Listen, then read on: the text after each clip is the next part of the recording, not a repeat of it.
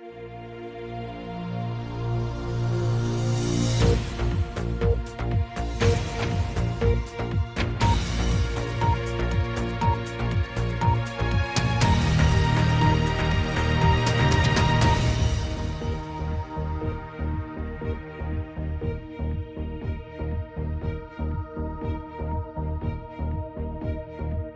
welcome to Mary Russell's BBC School Report.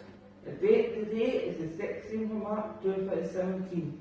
100 years ago today, Britain was at war in what is still the most devastating war in history.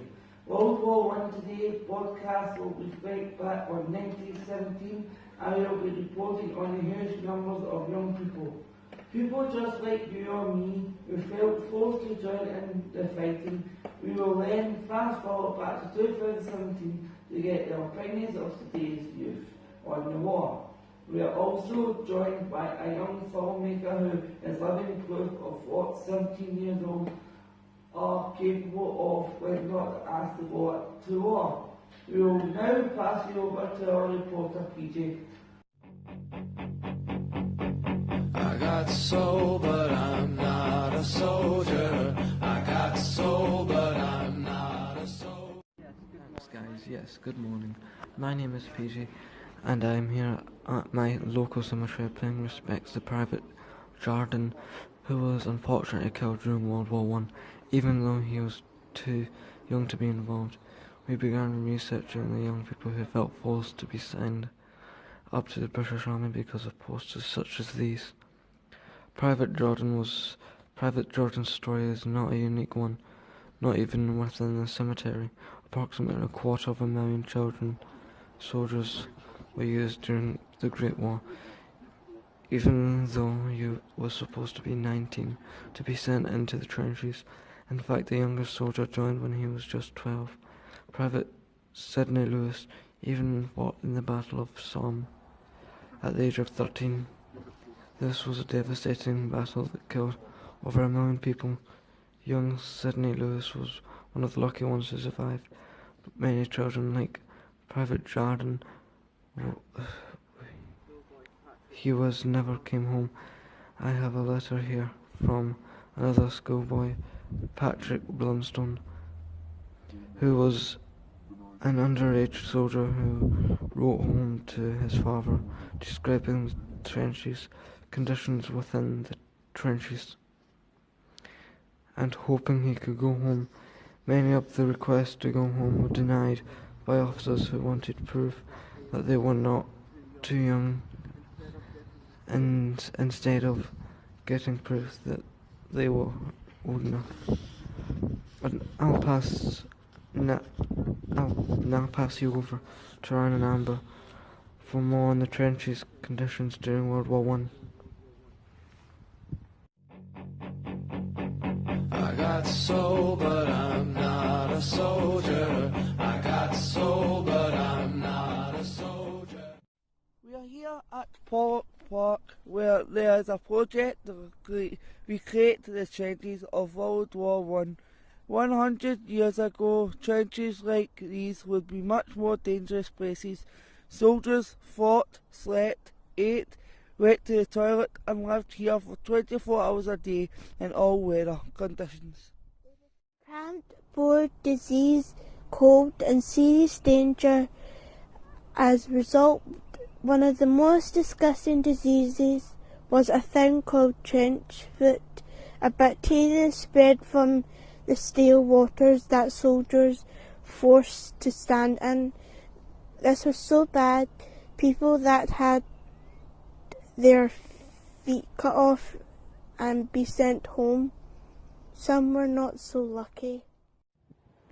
Because of disease, starvation and shell fire, millions ended up in a grave just like this. These graves can still be visited in Belgium and France today. Thankfully we don't feel in danger here, and we're going to pass you over to Tommy. I got soul, but I'm not a soldier. I got soul, but I'm not a soldier. My name is Tommy and I'm here at my school with Cameron, Callum and Crystal to get the opinions of pupils about young people who are being asked to fight in war. My name Tommy was in fact a term used for soldiers during the First World War.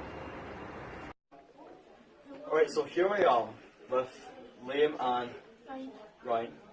So, 100 years ago, thousands of young people of your age and my age went to fight in World War One. If war broke out tomorrow, would you go? And please say why you wouldn't. Why would you or wouldn't go? I wouldn't go because I would die. Okay, and why wouldn't you go as well? Just because I get my wings different. Okay, that's good. Alright, so and that's why you wouldn't go. Okay. So would you go to war if it broke out tomorrow? No. Okay. And No. why wouldn't you go to war? Because you get family and that you need to have to hear. Yeah, I do. We now have an interview with a young filmmaker called Morgan. His work has been used by us at BBC Worldwide and nearly 7 million views on YouTube, and who has featured on Jimmy Kimmel Live in the USA. We think he is proof of what young people are capable of doing during peacetime. Over to Blaine and Lauren and Morgan. I got soul, but I'm not a soldier. I got soul, but I'm not. This morning by Morgan. Morgan, thanks for speaking to us. No problem at all, it's a pleasure to be here. You're 17 years old. 100 years ago during World War One, how would you feel going to fight in the war? Well, to be quite honest, I would be pretty scared and going towards a petrifying prospect, and I guess we all should be thankful that these are times of peace just now. Have you ever won any awards for your work? If so, what for? I have won a few awards for my work in Lego animation, one of which was in 2014, and it was a film festival run by the Cooperative, and my film won Best Short. Are you proud of your work? Yeah, I am really proud of my work actually. It's always a very rewarding thing when you spend so much time working on an animation and then you can finally see the finished result. And how did this all start for you, and what got you into Lego? Well, this all started in 2012 when I was in my primary 7 class. I had to produce a report or an essay for World War II, and I thought maybe I could do something a bit different at the same time. I decided to make a short film. I had airfix model planes, which I constructed, and then I brought these to life in a Battle of Britain film. From there, my classmates really enjoyed what I was doing, and I thought this would work really well with Lego as well, the popular children's toy. So I got into that and eventually started uploading my films to YouTube.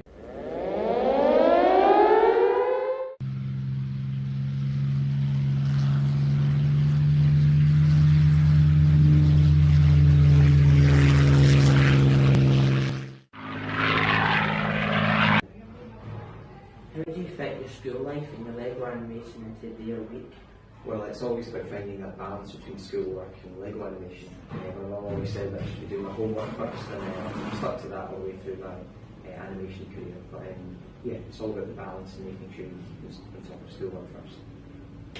How long does it take you to make the videos? My animations do generally take quite a long time to produce, because for every 1 second of film there's 15 individual pictures. So it's quite a time-lengthy process, but say for about a minute of film it might take a couple of weeks of work. What is your favourite video you've made? The favourite video I've made is one called Brit Flicks, and what that is 15 different film scenes brought to life in Lego. I made this project back in 2015, and I was really proud of how successful it was online, and also the interactive element. So the person who was watching the film had to guess what each of the film scenes was about. We watched that one and everyone really enjoyed that one. Excellent. I'm really glad you like it. We watched your video for Paisley 2021, video for City Culture. How did it come about, and do you think Paisley would win? First of all, I really do hope that Paisley will win the bids. I think they certainly deserve it, and they've got a lot to offer. My project for the 2021 bid came about last year, and I applied for some funding to hold animation workshops and also to produce a 2-minute film. So for the last 4 months or so, I've been bringing to life some of the famous faces of Paisley, all in Lego. I had some small characters reproduced especially from this film, for example David Tennant and John Byrne. So it's been great to work on quite a personal project and one that's close to home for all of us.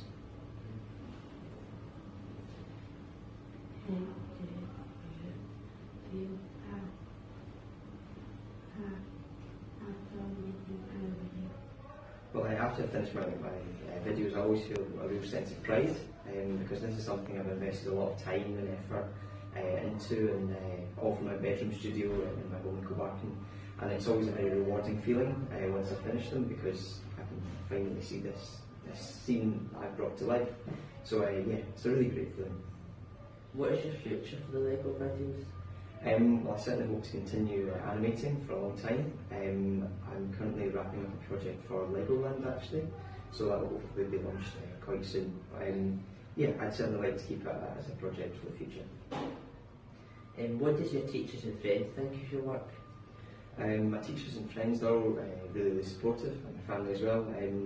Ever since I started, they've always been behind me and really excited about what I do. They're always keeping up to date with my projects. Yeah, we've seen a couple on Johnson Hyde's website. Yes, actually, the school have been really supportive with promoting my work and offering me some support at school. So yeah, it's great to have them on board. Are you working on a new video just now? I actually have quite a few projects starting quite soon. As I mentioned, I've got the Legoland project which I'm just about to finish, and hopefully some films for Renfrewshire Council in the future as well to support their exhibitions based in the museum. Do you make your models from scratch or do you buy Lego sets? A bit of both. I will always use Lego sets generally, which have been bought, but for some films and specialist sets. So I've got quite a large collection of Lego at home, having collected it from birthdays and Christmases for years and years. So if I need to, I will build a specialist set. Some of the work at Brick City Expedition 2013 was amazing. Did you visit? Yeah, absolutely. The two exhibitions, Brick City and Brick Wonders, which have been shown at Paisley Museum, they're absolutely excellent. I know the Lego artists behind those exhibitions, and it's amazing how he can bring these famous sites all to life in miniature. So it's absolutely fantastic, and I really enjoyed seeing them. I went there and I've seen a lot of ones. Yes, excellent. No, they're really good exhibitions. Thank you for coming to Mary Russell and taking the time to let us interview. We enjoyed interviewing you. No problem at all, it's been lovely to meet you. That brings our report to an end. Thanks very much for watching, and we at Mary Russell School hope you enjoyed our report. Thank you.